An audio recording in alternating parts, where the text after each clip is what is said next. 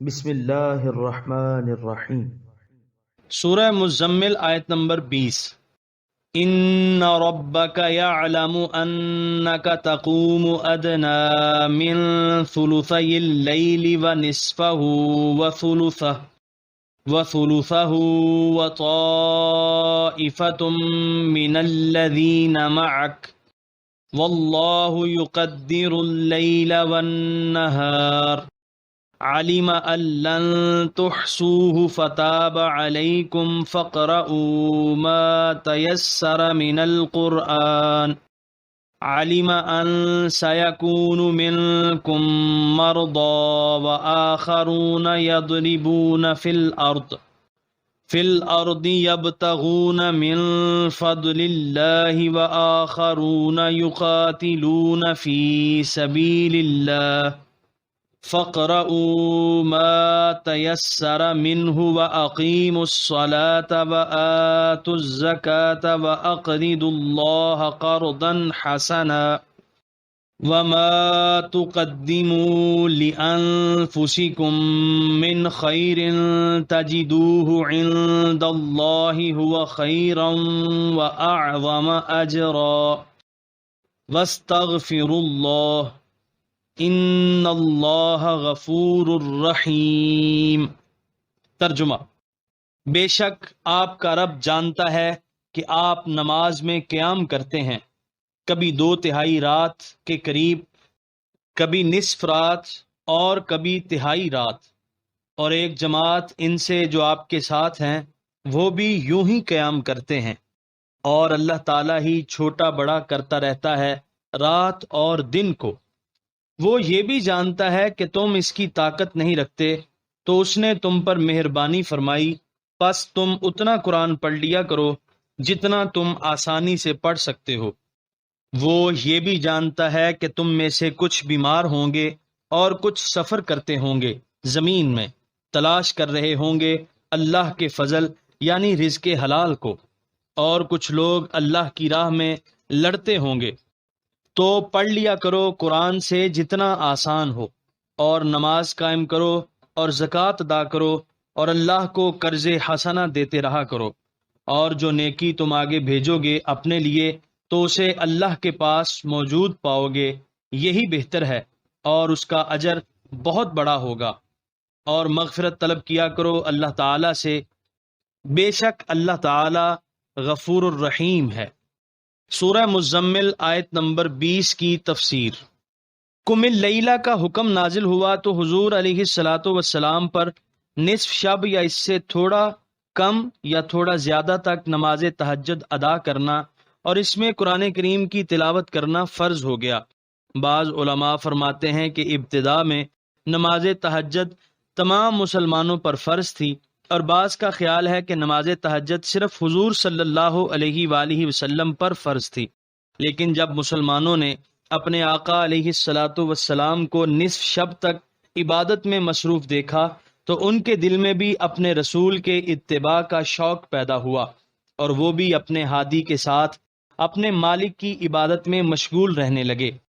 کیونکہ نصف رات کا وہ صحیح اندازہ نہیں لگا سکتے تھے، اس لیے بسا اوقات 2/3 رات نماز پڑھتے پڑھتے گزر جاتی، یہاں تک کہ ان کے پاؤں سوج گئے اور چہروں کی رنگت زرد پڑ گئی۔ اللہ تعالیٰ نے لطف و کرم فرماتے ہوئے اس حکم میں تخفیف کر دی کہ اب نصف رات جاگنے کی پابندی نہیں، جتنا تم آسانی سے جاگ سکتے ہو اور جتنا بآسانی قرآن کریم پڑھ سکتے ہو اتنا ہی کافی ہے۔ یہ آیت پہلے حکم کے کتنے عرصے بعد نازل ہوئی، اس میں مختلف اقوال ہیں۔ 8 ماہ، 16 ماہ اور 1 سال اور 10 سال کی روایات منقول ہیں۔ آخری روایت سعید بن جبیر سے مروی ہے۔ امام ابن جریر نے اپنی تفسیر میں 12 ماہ کا عرصہ لکھا ہے، اور یہی زیادہ صحیح معلوم ہوتا ہے، کیونکہ یہ کسی روایت سے ثابت نہیں کہ مسلمانوں پر نصف شب کا قیام 10 سال کی طویل مدت تک فرض رہا ہو اور اس کے بعد تخفیف کی گئی ہو۔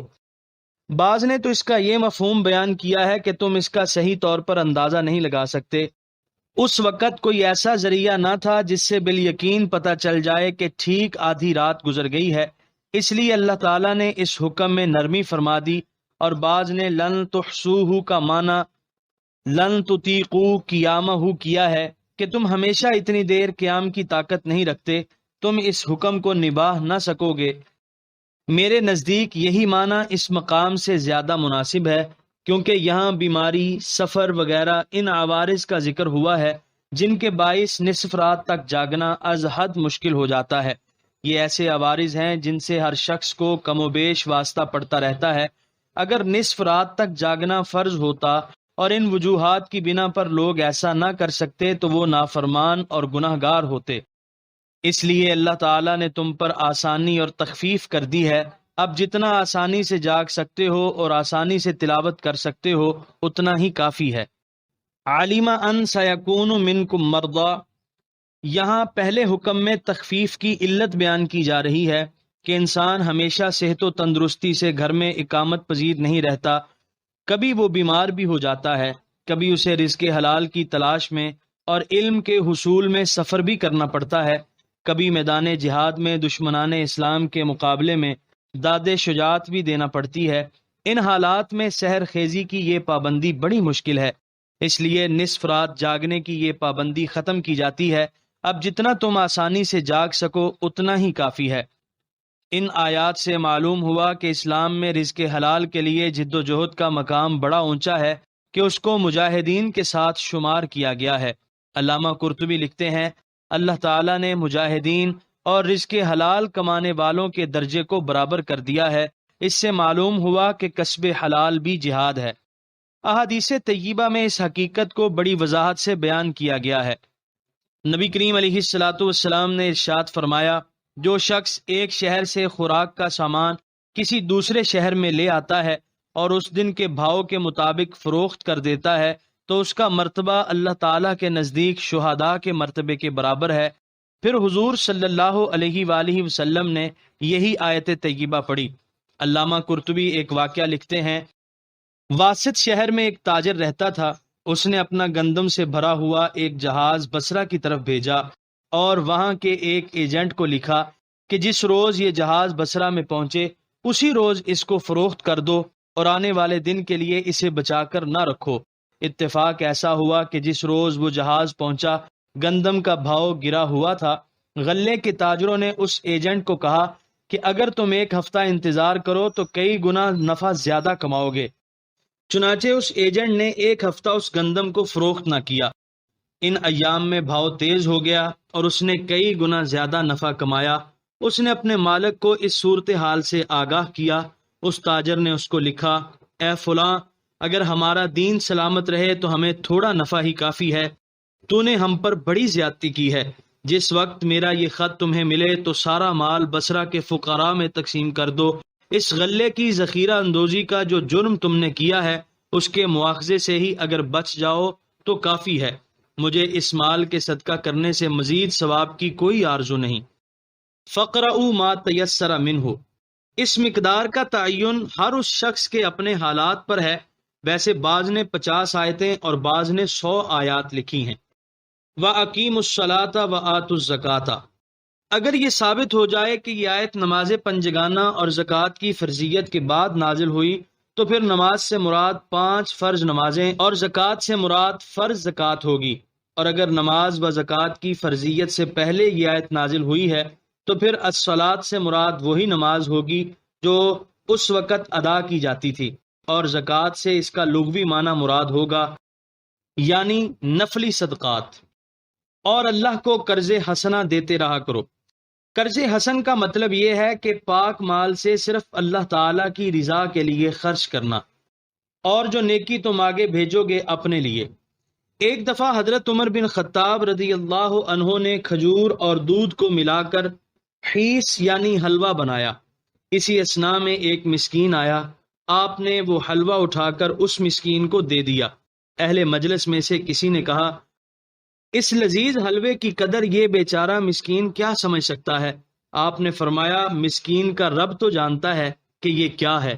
ایک دن رسول اللہ صلی اللہ علیہ وآلہ وسلم نے صحابہ سے پوچھا کہ تم میں سے کون ہے جس کو اپنا مال اپنے وارث کے مال سے زیادہ پیارا ہو؟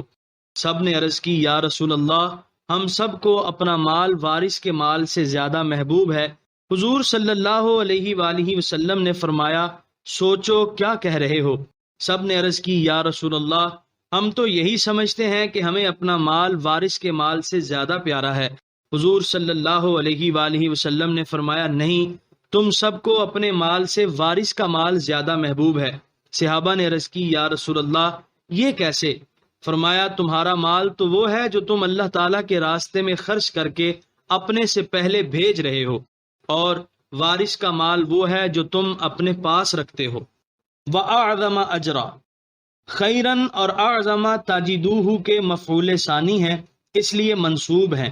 ہوا ضمیر فصل ہے، اس کا کوئی اعراب نہیں، اور اجرن تمیز ہے۔ وَاسْتَغْفِرُ اللَّهَ، اس سے پہلے بدنی اور مالی عبادات اور اعمال صالحہ کا ذکر کیا گیا۔ ہو سکتا تھا کہ کوئی کوتاہ اندیش اپنے اعمال پر غرور و ناز کرنے لگے، اس لیے آخر میں ہدایت فرما دی کہ اپنے اعمال صالحہ اور نیکیوں پر بھروسہ مت کرو۔ تمہارے اعمال کتنے ہی اچھے کیوں نہ ہوں، نقص و عیب سے خالی نہیں، اور اگر خالی ہوں بھی تو بارگاہ خداوندی کی عظمتوں اور رفعتوں کے شایان شان نہیں۔ اس لیے تمہاری نگاہ ہمیشہ اپنی کوتاہیوں اور خامیوں پر رہنی چاہیے، اور ہر وقت ان کے لیے مغفرت طلب کرنے میں تمہیں کوشاں رہنا چاہیے۔ اپنی نجات اور بخشش کی امید فقط اس کی رحمت اور مغفرت پر ہونی چاہیے، بے شک وہ بہت مغفرت فرمانے والا اور ہر وقت اپنے بندوں کے حال زار پر رحمت فرمانے والا ہے۔ اللہم انی ظلمت نفسی ظلما کثیرا لا یغفر الذنوب الا انت فاغفر لی منک مغفرۃ وارحمنی انک انت الغفور الرحیم۔ رب ارحمہما کما ربیانی صغیرا واعف عنا واغفر لنا وارحمنا انت مولانا فانصرنا علی القوم الکافرین۔